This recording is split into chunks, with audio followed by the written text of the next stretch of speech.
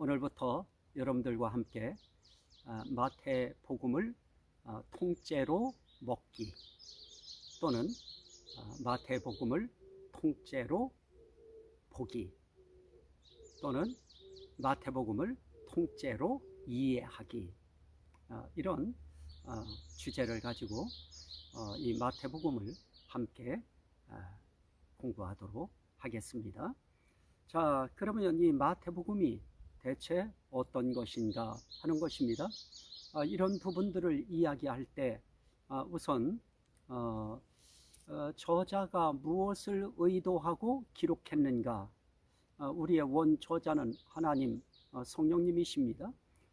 성령님이 사람을 통하여 하나님의 말씀을 기록하게 하실 때에 그 하나님의 의도, 그 성령님의 의도가 무엇이었는가 하는 것, 이것을 이해하는 것이 필요합니다. 특별히 이 성경에 대해서 이야기할 때 성경은 이렇게 이야기하고 있습니다. 성경 말씀에 우리가 이 성경을 통해서 볼 수 있는 아주 중요한 그런 부분 가운데 하나가 예수 그리스도께서 하신 말씀 가운데에 무엇을 우리에게 말씀하십니까?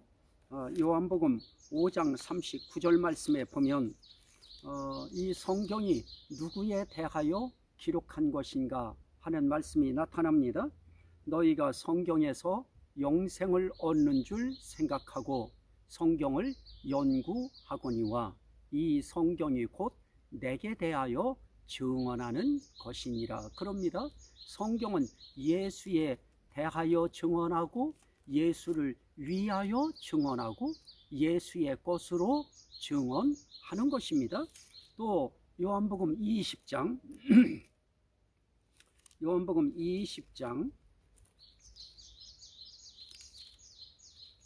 31절 말씀에 보면 오직 이것을 기록함은 너희로 예수께서 하나님의 아들 그리스도이심을 믿게 하려 함이요 또 너희로 믿고 그 이름을 힘입어 생명을 얻게 하려 함이니라. 그럽니다.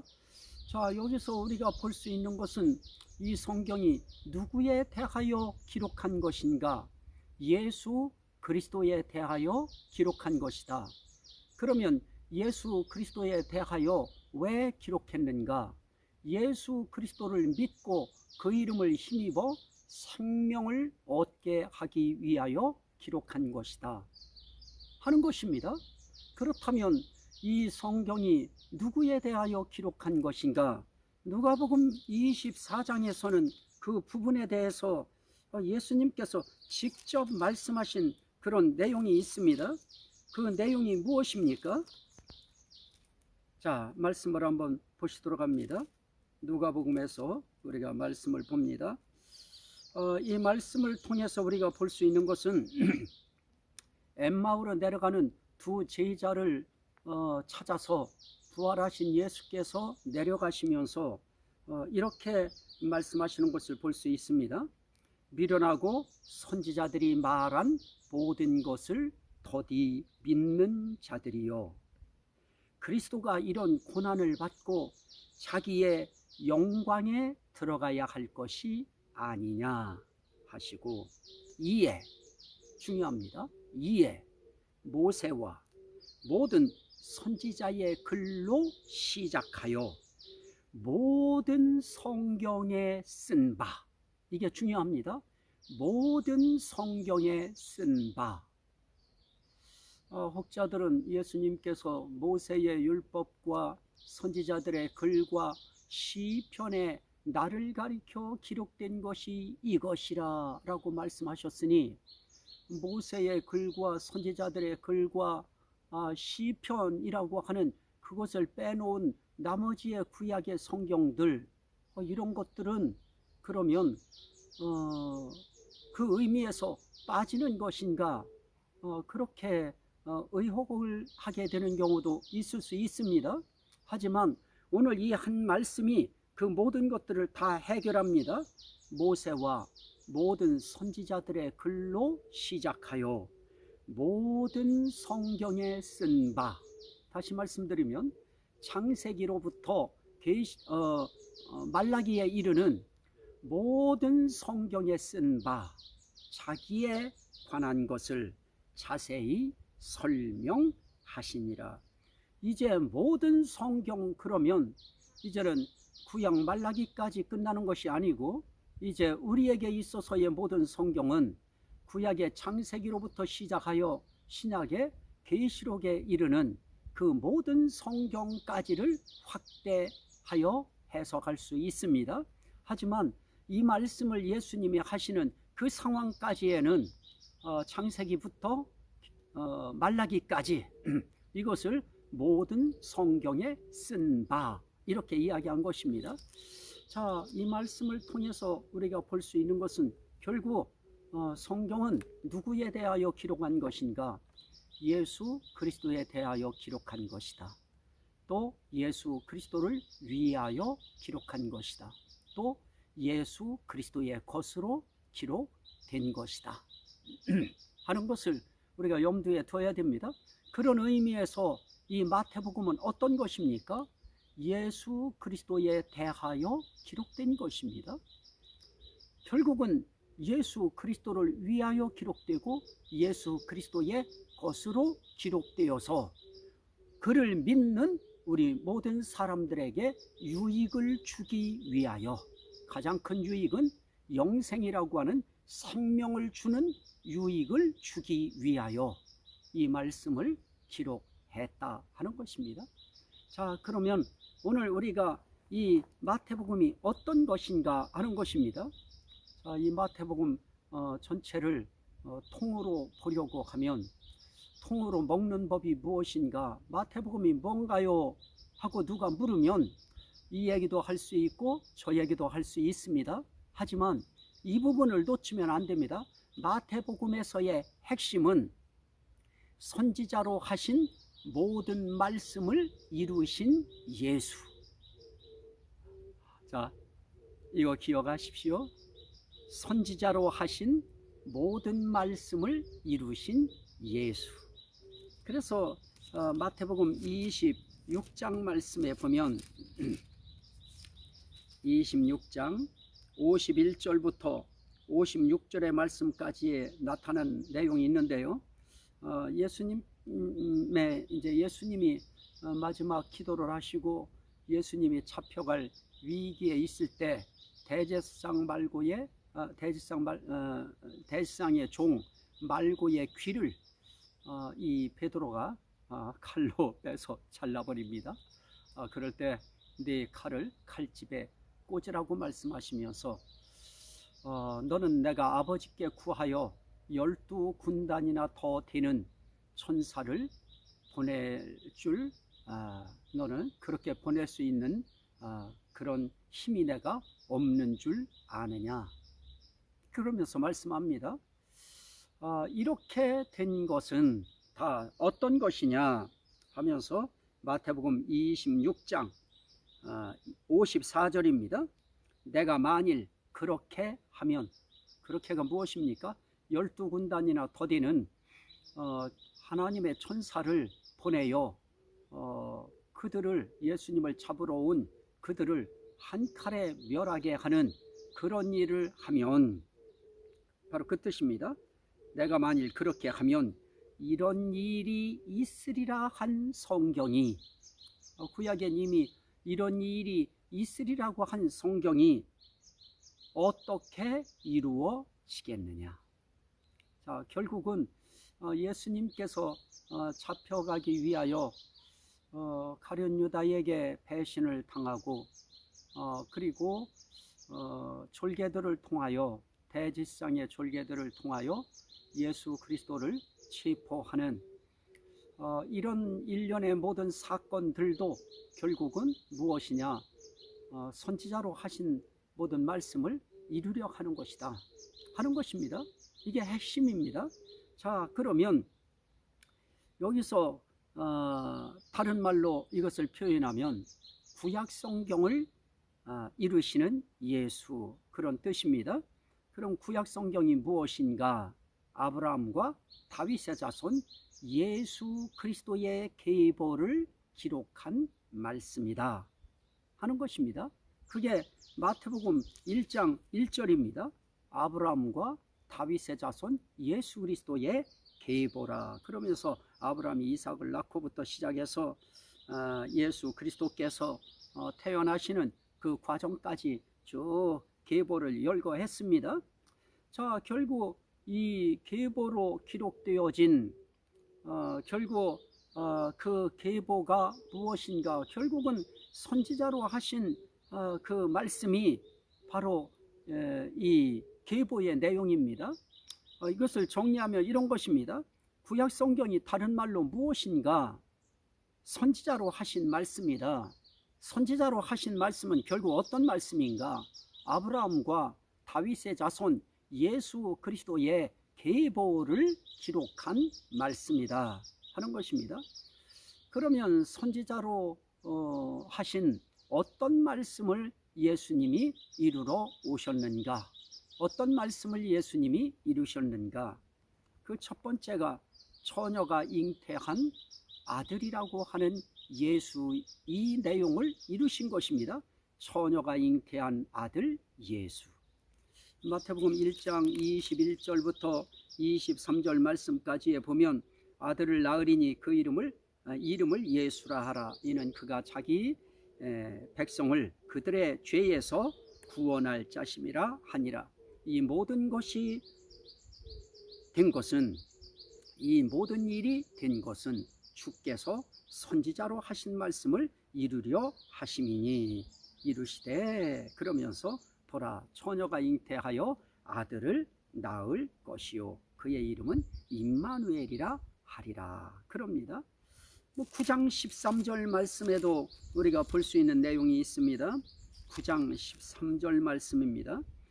너희는 가서 내가 긍휼을 원하고 제사를 원하지 아니하노라 하신 뜻이 무엇인지 배우라. 나는 의인을 부르러 온 것이 아니요 죄인을 부르러 왔노라. 그럽니다.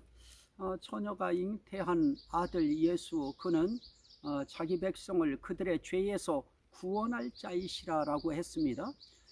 그 이름 그대로, 그 선지자로 하신 그대로 오신 그대로 예수님은 이 땅에 오셨을 때 무엇합니까?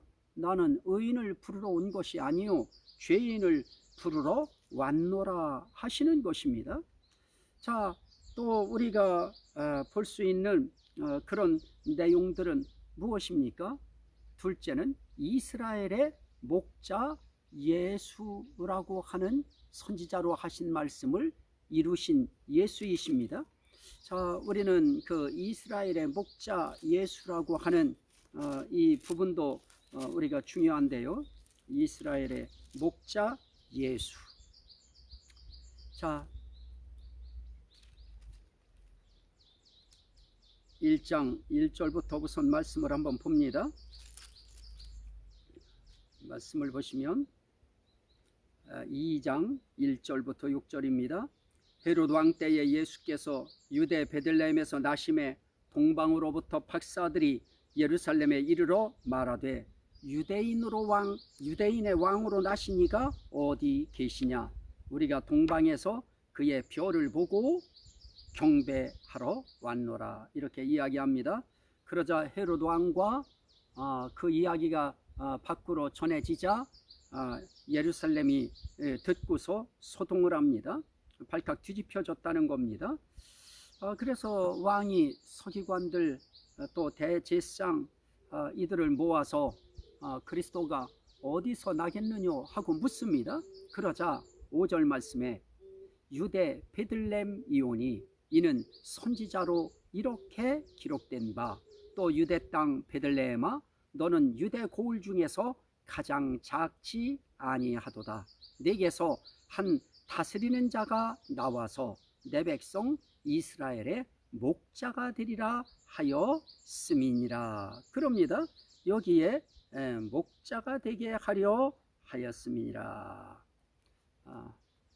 자, 여기서 우리는 이스라엘의 목자 예수, 그분이 이 땅에 오실 것을 선지자로 하신 말씀을 이루신 예수, 이걸 우리가 볼 수 있는 것입니다. 그리고 2장 19절 이하의 말씀에 보면 나사렛 사람 예수에 대한 선지자로 하신 말씀을 이루신 예수이십니다.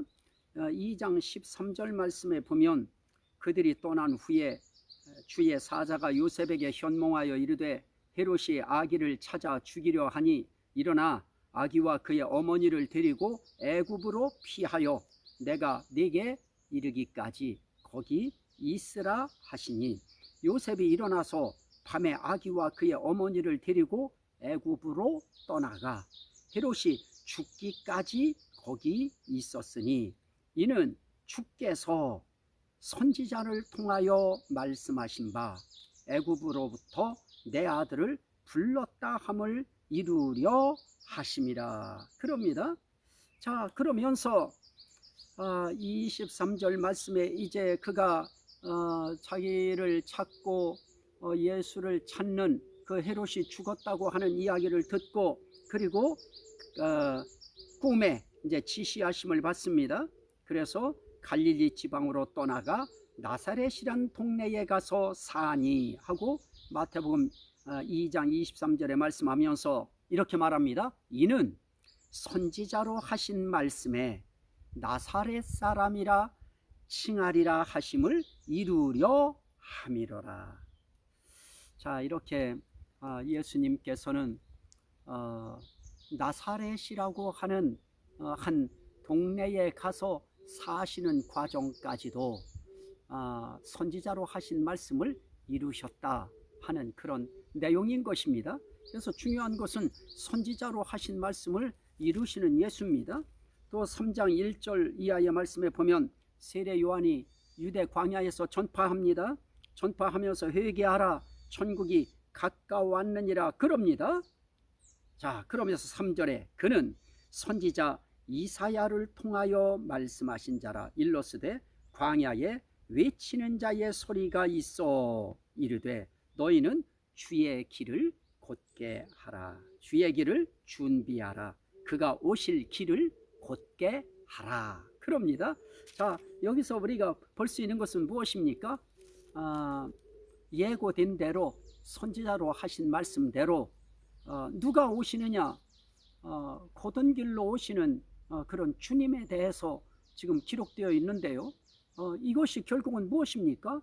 준비된 곧은 길로 오시는 예수.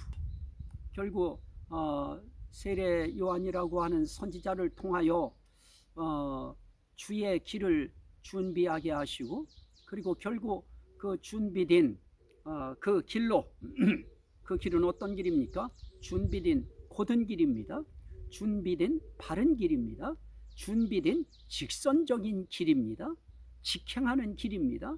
그 길로 오시는 예수. 자, 그래서 이 모든 것들이 지금까지 처녀가 잉태한 아들 예수, 이스라엘의 목자 예수, 애굽으로 부름받은 아들 예수, 그리고 나사렛 사람 예수, 준비된 곧은 길로 오시는 예수, 다 선지자로 하신 말씀을 이루시는 겁니다. 이게 결국 여기까지가 지금 결국 3장까지의 내용인 것입니다. 3장까지의 내용에서 지금 이렇게 처녀가 잉태한 아들 예수, 이스라엘의 목자 예수, 애굽으로 부름받은 아들 예수, 또 나사렛 사람 예수, 준비된 곧은 길로 오시는 예수, 이거 놓쳐버리면 우리는 이 1장에서 3장까지 해서 결국 그 어떤 아름다운 문맥을 발췌해서 아름다운 그런 지혜의 말로 메시지가 선포되었다 해도 그것은 결국은 의미가 약화됩니다. 왜냐하면 저자의 의도는 그 1장, 2장, 3장에서 그런 예수 그리스도 바깥의 것을 이야기하려고 한 것이 아니기 때문에 그렇습니다. 자, 또 하나는 무엇입니까? 4장 1절부터 11절 말씀에 보면 마귀 시험을 물리치신 예수 하는 내용이 나타납니다. 결국 광야에 성령에 이끌려서 광야로 예수님이 가셔서 세례받으신 후에 거기서 마귀로부터의 시험을 받으시되 말씀으로 그 그 마귀의 시험을 물리치시는 그런 내용이 나타납니다. 자, 4장입니다. 마태복음 4장. 자, 그 4장에서도 결국 그 시험의 내용이 무엇인가, 그 시험 내용조차도 결국 이런 것입니다. 예수께서 대답하여 이르시되 기록되었으되 사람이 떡으로만 살 것이 아니요 하나님의 입으로부터 나오는 모든 말씀으로 살 것이라 하시니. 그러자 마귀도 그 성경을 인용합니다. 네가 만일 하나님의 아들이든 뛰어내리라 기록되었으되 그가 너를 위하여 그의 사자들을 명하시리니 그들이 손으로 너를 받들어 발이 돌에 부딪히지 않게 하리로다 하였느니라. 이렇게 마귀까지도 기록된 성경을 가지고 응대합니다. 성경을 가지고 공격해 왔습니다. 그래서 예수님도 또 하나님의 말씀, 선지자들로 기록된 말씀을 가지고 거기에 대해서 격파하시는 내용이 나타납니다. 또 기록되었으되 주 너의 하나님을 시험하지 말라 하였느니라. 그럽니다. 그러면서 예수님이 또 말합니다. 사탄아 물러가라 기록되었으되 주 너의 하나님께 경배하고 다만 그를 섬기라 하였느니라. 다 선지자로 하신 말씀을 붙들고 선지자로 하신 말씀을 이루시는 예수에 대해서 나타납니다. 마귀 시험을 물리치신 예수입니다. 그 내용도 결국 선지자로 하신 말씀을 이루시는 것입니다. 또 가버나움에 사시는 예수입니다. 4장 12절 말씀에 보면 예수께서 요한이 잡혔음을 들으시고 갈릴리로 물러가셨다가 나사렛을 떠나 스불론과 납달리 지경 해변에 있는 가버나움에 가서 사시니. 그럽니다. 그러면서 거기 가서 사는 것조차도 그냥 마음대로 사시는 것이 아닙니다. 이는 그럽니다. 선지자 이사야를 통하여 하신 말씀을 이루려 하심이라 일렀으되 스불론 땅과 납달리 땅과 요단강 저편 해변길과 이방의 갈릴리요 흑암에 앉은 백성이 큰 빛을 보았고 사망의 땅과 그늘에 앉은 자들에게 빛이 빛이었도다 하였느니라. 하였느니라. 결국 선지자로 하신 그 말씀 붙들고 이사하여 가버나움에 가서 사시는 내용까지 선지자로 하신 말씀을 그가 이루시는 그런 내용이었습니다. 또 하나 8장의 말씀을 보면 우리 연약함과 병을 담당하신 예수가 나타납니다. 자, 8장의 말씀을 보시면 뭐 나병 환자로부터 또 거기에 중풍병으로 앓는 자로부터 이런 각종 열병 또 귀신 들린 자 이런 자들이 왔을 때 그 모든 병을 또 병든 자들을 다 고치시니. 그러면서 8장 17절에 이렇게 말씀합니다. 이는 선지자 이사야를 통하여 하신 말씀에 우리 연약한 것을 친히 담당하시고 병을 짊어지셨도다 함을 이루려 하심이더라. 자, 예수님이 하시는 결국 이렇게 병자들을 치유하시는 그런 사역 하나까지도 다 선지자로 하신 말씀을 이루시는 그런 예수 그리스도에 대해서 나타납니다. 물론 그에 대한 증거 성경 비절은 뭐 너무너무 많이 있습니다. 자, 또 하나 9번째로 마태복음 12장의 9절부터 21절 말씀에 보면 심판을 이방에 알게 하신 예수, 이런 내용이 나타납니다. 심판을 이방에 알게 하신 예수. 그럽니다. 자, 12장 17절 말씀에 보면 자기를 나타내지 말라고 이제 경고를 예수님이 사람들에게 하시고 제자들에게 하십니다. 그러면서 그렇게 하신 것은 이는 선지자 이사야를 통하여 말씀하신 바 보라 내가 택한 종 곧 내 마음에 기뻐하는 바 내가 사랑하는 자로다. 내가 내 영을 그에게 줄 터이니 그가 심판을 이방에 알게 하리라. 그는 다투지도 아니하며 들레지도 아니하리니 아무도 길에서 그 소리를 듣지 못하리라.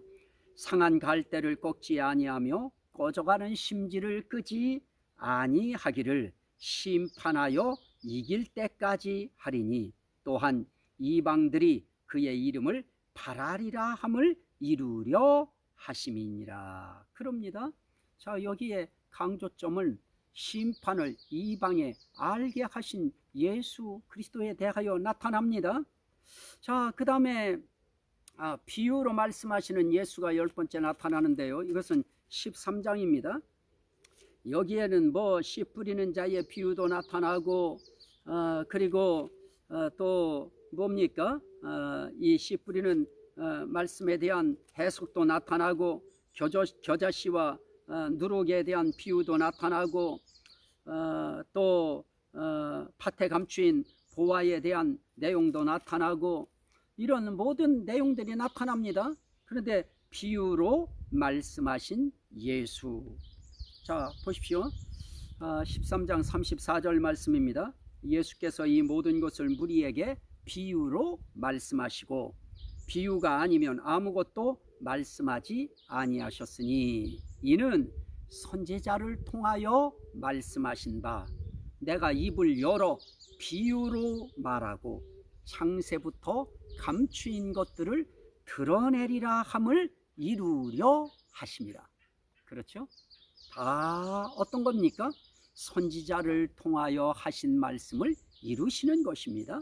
비유로 해석 말씀하시고 그 비유를 해석하시는 그것까지도 다 창세부터 감추인 것들 드러내리라고 하면서 입을 열어 비유로 말하고 라고 한 그 선지자로 하신 말씀을 이루시는 것입니다. 참 이게 참 예수님은 모든 것을 선지자로 하신 말씀을 이루러 오신 분이고 그것을 이루신 분이니 그분이 바로 구약을 이루신 분이신 것입니다. 자, 또 보시면 나귀를 타시는 예수라고 하는 이 선지자로 하신 말씀을 이루시는 것입니다. 21장 1절로 11절 말씀까지의 내용에 나타나는 그런 말씀입니다. 자, 예수님께서 너희는 감난산 벳바게에 이르렀을 때 예수님이 맞은편 마을로 가라고 하면서 거기에 가면 메인 나귀와 나귀 새끼가 함께 있는 것을 보리니 풀어 내게로 끌고 오라 그럽니다. 그러면서 만일 누가 무슨 말을 하거든 주가 쓰시겠다 하라. 그리하면 즉시 보내리라 하시니 그러면서 말씀합니다. 21장 4절에 이는 선지자를 통하여 하신 말씀을 이루려 하심이라. 일러스되 시온 딸에게 이르기를 네 왕이 내게 임하나니 그는 겸손하여 나귀 곧 멍에 매는 짐승의 새끼를 탔도다 하라 하였느니라 라고 하는 내용이 나타납니다. 자, 이렇게 예수님께서는 나귀를 타고 예루살렘에 입성하시는 그 모든 사건을 전개하는 그 모든 일까지도 선지자로 하신 말씀을 이루시는 것입니다. 또 21장에 나타나고 있는 것 가운데 또 중요한 내용은 기도하는 집에 대한 그런 이제 부분입니다. 자, 21장 예수님께서 성전에 들어가셔서 그 성전이 정말 이게 아수라장이죠. 성전이 성전으로서의 구실을 하지 못하고 사람들이 장사하는 장사의 소굴이 돼버렸습니다. 그래서 예수님이 성전 안에서 매매하는 모든 사람들, 다시 말하면 장사꾼들을 다 내쫓으시고 돈 바꿔주는 사람들, 외국인들이 오면 돈을 바꿔줘야 되니까요. 그 돈 바꿔주는 환전하는 상인들이 환전하는 사람들이 있었습니다. 환전해주는 돈 바꿔주는 사람들 다 내쫓습니다. 그러면서 너희는 강도의 소굴을 만드는도다라고 할 때에 그때의 그 말씀이 무엇이냐? 바로 선지자로 하신 말씀입니다. 자, 상과 돈 바꾸는 사람들의 상과 비둘기 파는 사람들의 의자를 둘러 엎으시고 그들에게 이르시되 기록된 바 내 집은 기도하는 집이라 일컬음을 받으리라 하였거늘 너희는 강도의 소굴을 만드는도다 라고 이렇게 말씀하는 내용이 나타납니다. 이사야서 56장 7절에 이사야 선지자가 한 그 선지자로 하신 말씀을 예수님이 그대로 오셔서 그 말씀을 이루시는 것입니다. 그래서 성전을 청결케 하시죠. 또 하나 21장 14절부터 16절 말씀까지 보면 대제사장들과 서기관들이 예수께서 하는 그런 이상한 일과 또 성전에서 호산나 다윗의 자손이여 하고 애들이 막 소리 지르는 그러한 소리 듣고 이 대제사장과 서기관들이 분노합니다. 그럴 때 예수님이 말씀합니다. 그렇다. 어린 아기와 젖먹이들의 입에서 나오는 찬미를 온전하게 하셨다 함을 너희가 읽어본 일이 없느냐 하고 시편 8편 2절에 기록되어진 그 말씀을 이루시는 것입니다. 자, 결국 예수님은 이 땅에 오셔서 찬양받는 그 상황 하나까지도 다 구약에 말씀하신 또 선지자로 말씀하신 그 내용을 이루시는 것입니다. 자, 찬양받기에 합당하신 예수, 기도하는 집 주인 예수, 나귀를 타시는 예수, 다 이렇게 기도하는 집 주인 예수, 또 찬양받기에 합당하신 예수, 다 선지자로 하신 말씀을 예수님이 이루십니다. 그 찬양을 다 받아요. 기도하는 집이라고 하는 기도하는 집을 다시 예수님께서 회복시키시는 것이고요. 그 다음에 21장 42절부터 46절의 말씀까지의 내용에 나타나는 내용에 보면 42절에 예수님이 그렇게 말씀하십니다. 너희가 성경에 건축자들이 버린 돌이 모퉁이의 머릿돌이 되었나니 이것은 주로 말미암아 된 것이요 우리 눈에 기이하도다 함을 읽어본 일이 없느냐 이렇게 말씀합니다. 자, 결국 이렇게 하는 이유는 무엇입니까?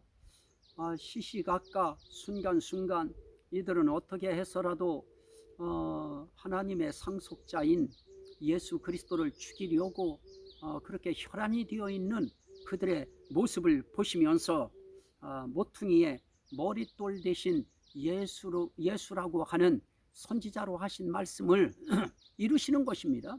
너희는 선지자로 하신 모퉁이의 머릿돌이 대신 예수에 대해서 버림받은 그런 모퉁이 돌이 머릿돌이 되어진다고 하는 이런 말 읽어본 적이 없느냐? 이런 성경, 이런 선지자로 하신 말씀을 읽어본 일이 없느냐?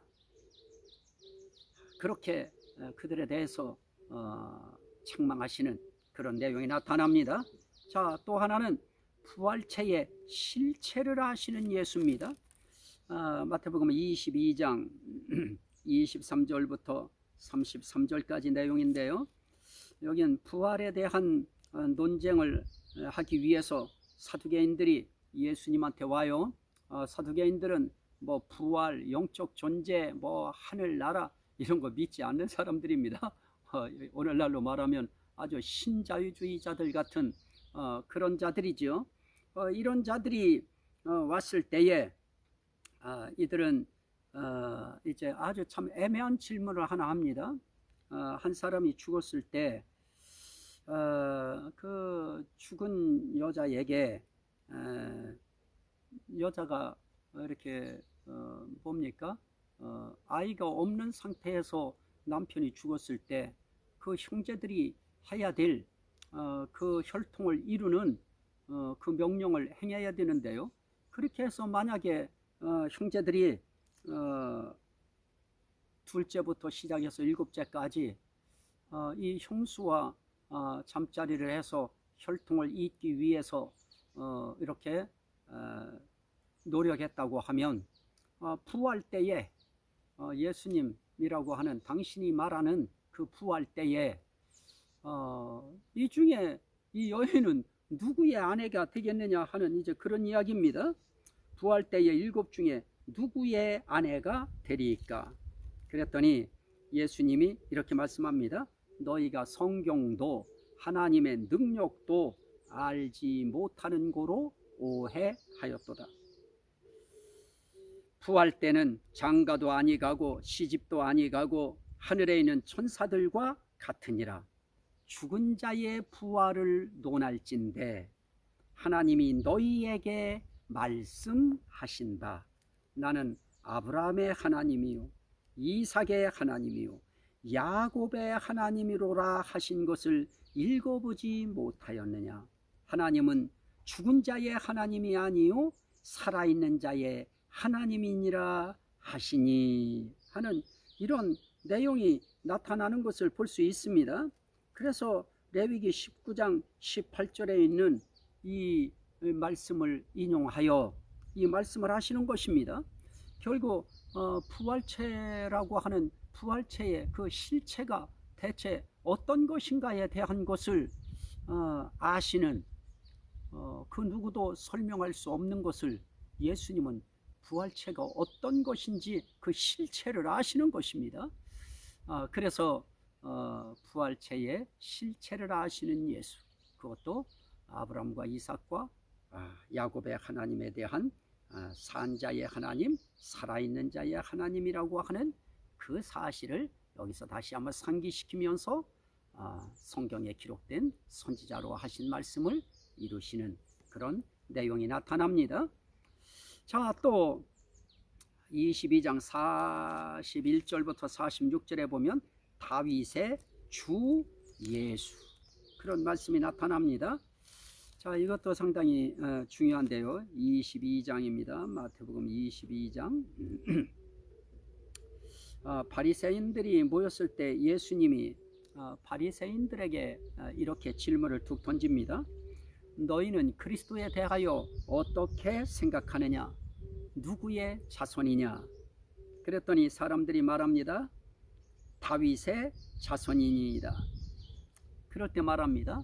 그러면 다윗이 성령에 감동되어 어찌 그리스도를 주라 칭하여 말하되 주께서 내 주께 이르시되 내가 네 원수를 네 발 아래에 둘 때까지 내 우편에 앉아 있으라 하셨도다 하였느냐. 다윗이 그리스도를 주라 칭하였은즉 어찌 그의 자손이 되겠느냐 하시니 한마디도 능히 대답하는 자가 없고 그날부터 감히 그에게 묻는 자도 없더라. 자, 우리는 마태복음 1장 1절부터 시작할 때 예수 그리스도는 아브라함과 다윗의 자손 예수 그리스도의 계보라 이렇게 말씀을 했는데 여기에 와서 예수님은 그 문제를 다시 한번 심도 깊게 정의를 내려줍니다. 참 이건 무시무시한 이야기죠. 자, 오늘 말씀 가운데서 그럽니다. 다윗이 뭐라고 하느냐. 성령에 감동되어 어찌 그리스도를 주라 칭하여 말하되, 다윗이 뭐라고 말합니까? 주께서 내 주께 이르시되, 주께서, 이건 아버지 하나님입니다. 내 주께 이르시되, 이것은 아들 예수를 말하는 것입니다. 이미 다윗은 아버지 하나님이라고 하는 그 주께, 예수 그리스도 주에 대해서 예수를 주라 칭합니다. 자, 다윗의 자손이 예수신데요. 다윗의 육신적인 혈통으로 보면 예수님이 다윗의 자손인데, 그 다윗은 정작 예수 그리스도, 자기의 자손인 예수 그리스도를 뭐라고 불렀느냐? 내 주라, 이렇게 불렀다는 것입니다. 이해되십니까? 그래서 예수님은 혈통으로는 다윗의 자손이지만 영으로는 나는 다윗의 자손 아니다, 나는 하나님이다. 지금 그거 말씀하시는 것입니다. 자, 또 27장인데요. 27장에 보면 죄 없이 팔리시는 예수에 대한 내용이 나타나는 것을 볼 수 있습니다. 17장에 보면 죄 없이 팔리는 그런 예수. 자, 예수 그리스도께서 팔리실 때에 예수를 판 유다가 그가 잘못을 범했다고 하는 거, 참 예수가 죄인으로 정죄되고 사형받을 자로 정죄되었을 때 스스로 뉘우칩니다. 그리고 대제사장에게 받은 은 30을 장로들에게 또 대제사장들과 장로들이 있는 자리에 갖다 주면서 그렇게 말합니다. 내가 무죄한 피를 팔고 죄를 범하였도다. 그럴 때 그게 우리와 무슨 상관이냐라고 말하면서 유다가 네가 당하라. 우리에게 그게 뭔 상관이냐. 그럴 때 그건 네가 당해라. 그럴 때 유다가 은을 송소에 던져 넣습니다. 송소에다 은 30을 던져서 넣고 그러고 난 다음에 스스로 물러가서 목을 맵니다. 그렇게 죽습니다. 자, 그럴 때 제사장들이 그 은을 거두면서 이건 핏값이다. 성전 창고에 넣어두는 것이 옳지 않다. 그러면서 의노를 한 다음에 토기장이의 밭을 삽니다. 그래서 그 밭에 나그네 묘지를 삼습니다. 그래서 말합니다. 8절에 그러므로 오늘날까지 그 밭을 피밭이라 일컫느니라. 이에 선지자 예레미야를 통하여 하신 말씀이 이루어졌나니 일러스되 그들이 그 가격 매겨진 자 곧 이스라엘 자손 중에서 가격 매긴 자의 자격 곧 은 30을 가지고 토기장이의 밭값으로 주었으니 이는 주께서 내게 명하신 바와 같으리라 하였더라. 그럽니다. 여기에 죄 없이 팔리시는 예수의 죄값이 정해집니다. 몸값이 정해지는 것입니다. 자, 이렇게 요즘에도 죄수들 이렇게 걸어놓고 이 사람 신고하면 얼마 준다 하고 몸값을 정합니다. 그렇게 하듯이 예수님의 몸값 그 가격을 매겼습니다. 참 이런 일에 죄 없이 예수 그리스도께서 정죄되시는 그런 내용이 나타납니다. 결국 죄 없이 팔린 예수, 그 예수를 여기서 증거하는 것입니다. 또 죄 없이 팔려서 이제 돌아가셔요. 돌아가시면서 유대인의 왕인 예수에 대한 내용이 27장 11절 내용부터 쭉 읽어보면 56절 말씀까지 나타나는데 예수님이 총독 앞에 섰을 때 빌라도 총독이 이렇게 묻습니다. 네가 유대인의 왕이냐? 그때 예수님이 대답합니다. 네 말이 옳도다. 이렇게 예수님께서 네가 말한 그 말이 옳도다 하고서 예수님이 유대인의 왕 되심을 여기서 말씀하는 그런 내용이 나타납니다. 자, 그러면서 이제 예수 그리스도께서 십자가에 달려 돌아가시고 모욕을 당하시고 희롱을 당하시고 고통을 당하시고 하는 일련의 내용들이 쭉 나타나는데 이런 이 사건에 대한 것은 시편에 이 예수 그리스도의 이 돌아가시는 또 고통을 당하시는 또 죽음 직전에 목이 타실 때 내가 목마르다고 할 때 신 포도주를 갖다가 입에 머물게 해주는 이런 일련의 내용들이 시편에 또 다 기록이 되어 있습니다. 자, 그런 이제 선지자로 하신 말씀을 이루시기 위하여 여기에 강조점은 그럼에도 불구하고 예수 그리스도는 유대인의 왕이시다 하는 것을 우리가 알 수 있습니다. 또 그 다음에 27장에서 우리가 볼 수 있는 것은 무엇입니까? 57절부터 28장 20절 말씀까지 부활하신 예수에 대해서 나타납니다. 부활하신 예수님이 부활하실 거에 대해서는 뭐 성경 곳곳에서 예수의 부활에 대한 내용들이 나타납니다. 선지자로 하신 말씀이 나타나고요. 그런 말씀처럼 예수님은 정말 죽으시고 그리고 부활하시는 것입니다. 자, 우리는 이런 일련의 과정을 통해서 우리가 알아야 될 것이 있습니다. 대체 이러한 예수, 어떤 예수입니까?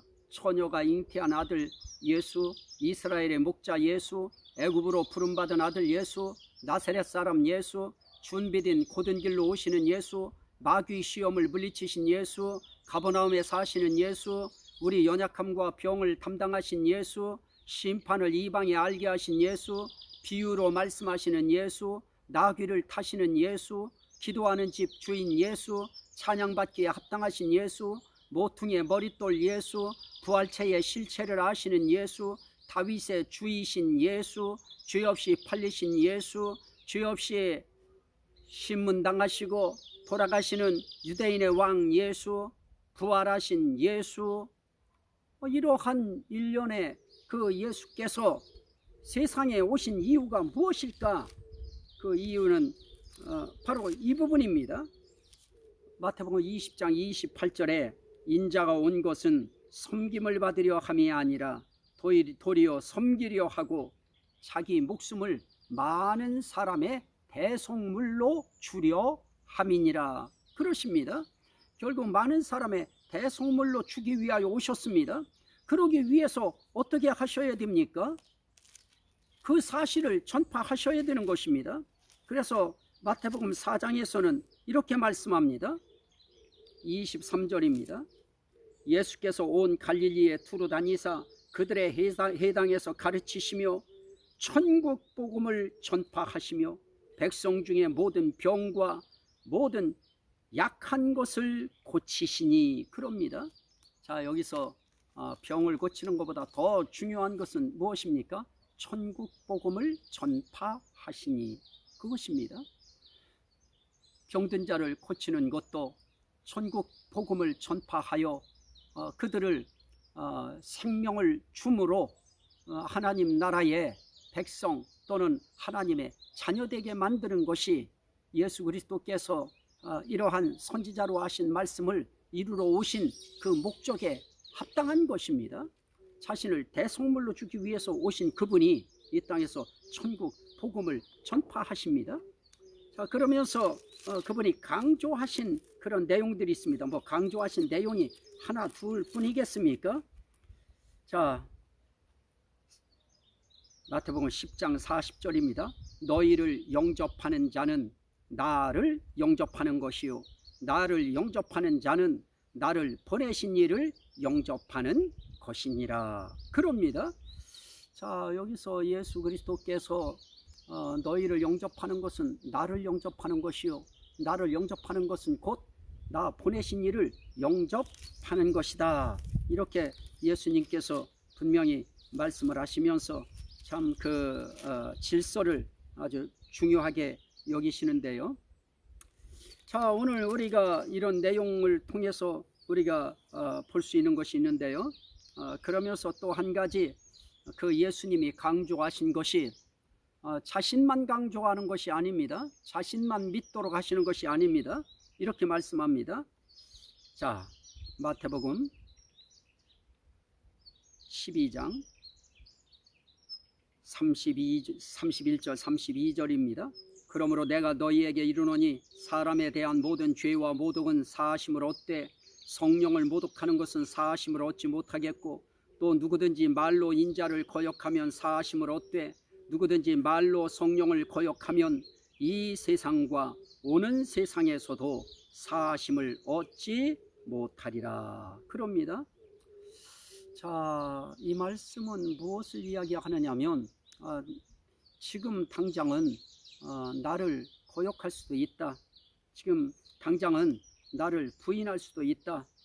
하지만 말로 성령을 거역하고 성령을 모독하면 그러면 이 세상과 오는 세상에서도 사하심을 얻지 못하리라. 자, 이제 예수님께서 물론 이제 이 부분도 이 마태복음의 난제로 불리워지는 부분도 어렵다고 하는 부분도 제가 언제 한번 말씀드릴 시간이 있을 것입니다. 자, 우선은 이렇게 정리를 하려고 합니다. 자, 예수 그리스도께서 자기 자신을 이렇게 증거하셨습니다. 그런데 예수님이 돌아가시고 부활하시고 이제 승천하십니다. 그러면 그가 내 이름으로 보낼 보혜사 성령, 그러면서 그가 가서 뭐 할 것이냐? 그가 나를 증언할 것이요, 그럽니다. 자, 이제 눈에 보이던 예수 그리스도가 증언하던 천국 복음, 예수 그리스도가 증언하던 자기 자신, 이제 그거 더 이상 예수 그리스도께서 직접 하실 수 없게 됐습니다. 이제 누가 하시느냐? 성령께서 하십니다. 성령이 오시면 성령께서 예수 그리스도를 증언하십니다. 그리고 예수 그리스도께서 증언하신 그 말씀에 대하여 또 증언해 주시는 것입니다. 그런데 만약에 성령의 말도 듣지 아니하면 이제 더 이상 구원받을 수 있는 길이 없는 것입니다. 성령이 증언하는 것도 무엇입니까? 예수 믿어야 구원받는다는 겁니다. 예수 그분이 오셔서 하신 말씀이 사실이라는 것입니다.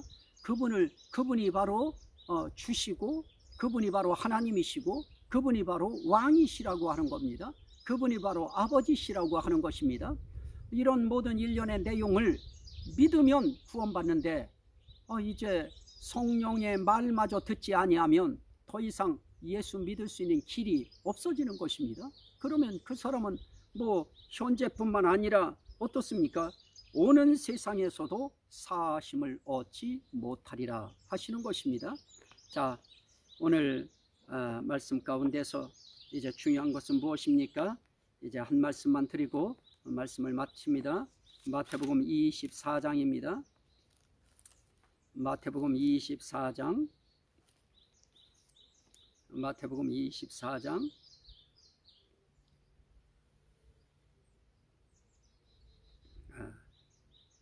13절부터요. 13절부터 그러나 끝까지 견디는 자는 구원을 얻으리라. 이 천국 복음이 모든 민족에게 증언되기 위하여 온 세상에 전파되리니 그제야 끝이 오리라. 그러므로 어떻게 해야 됩니까? 우리들이 할 수 있는 일, 이 말씀을 알고 이 말씀을 깨닫고 이 말씀의 의미를 안 사람들이 해야 할 일이 무엇이겠습니까? 예수님이 이렇게 말씀합니다. 마태복음 28장 18절 이하에 하늘과 땅의 모든 권세를 내게 주셨으니 그러므로 너희는 가서 모든 민족을 제자로 삼아 아버지와 아들과 성령의 이름으로 세례를 베풀고 내가 너희에게 분부한 모든 것을 가르쳐 지키게 하라. 볼지어다 내가 세상 끝날까지 항상 너희와 함께 있으리라. 내가 세상 끝날까지 너희와 항상 함께 있으리라. 그러니 너희는 어떻게 해야 되느냐?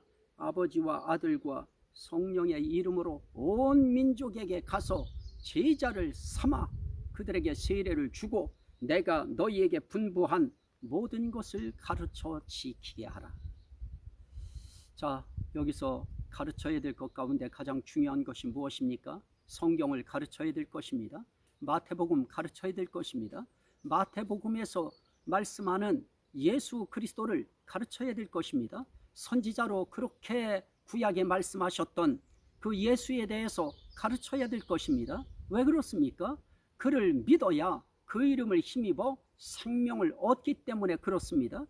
그를 믿어야, 그를 알아야 그를 믿을 수 있기 때문에 이제 이 말씀을 깨달은 모든 심령들은, 모든 주의 종들과 주의 성도들은 이제 말씀 마태복음을 전해야 됩니다. 저처럼 한 시간에 이렇게 다 전하기가 너무 힘들고 어려울 것입니다. 그러면 단계 끊어서 처녀가 잉태한 아들 예수, 선지자로 말씀하신 처녀가 잉태한 아들 예수, 이거에 대해서 설명하고 가르치고 이렇게 함으로 천국 복음이 온 세상에 전파되어지고 그때 비로소 예수 그리스도께서 재림하실 것입니다. 오늘 긴 시간 저도 대학볕 아래에서 말씀을 전하다 보니까 온몸에 땀도 나고요.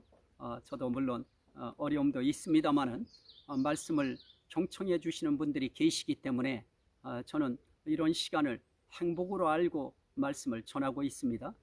제가 시간상 너무 이게 길어지면 안 되니까, 또 듣기도 지루하니까 이 정도로 끊기 위해서 소소한 설명은 안 드렸습니다. 하지만 큰 얼개는 잡아드렸으니까 그 모든 얼개를 한번 여러분들이 한번 말씀을 읽으시면서 한번 정리를 해보시면 좋겠습니다. 제가 다시 한 번만 정리해 드립니다.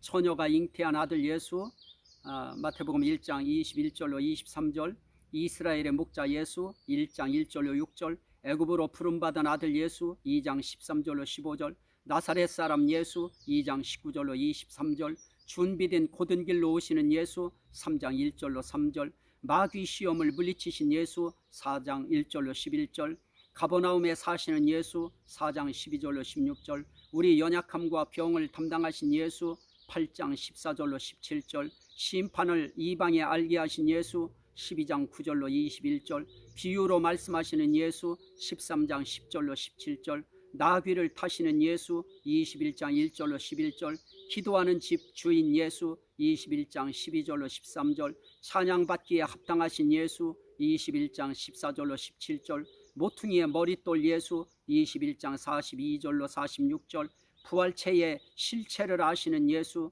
22장 23절로 33절, 다윗의 주이신 예수 22장 41절로 46절, 죄 없이 팔리신 예수 27장 1절로 10절, 유대인의 왕이신 예수 27장 11절로 56절, 부활하신 예수 27장 57절부터 28장 20절. 자, 이런 일련의 내용을 가지고 여러분들이 한번 말씀을 복습해 주셨으면 감사하겠습니다.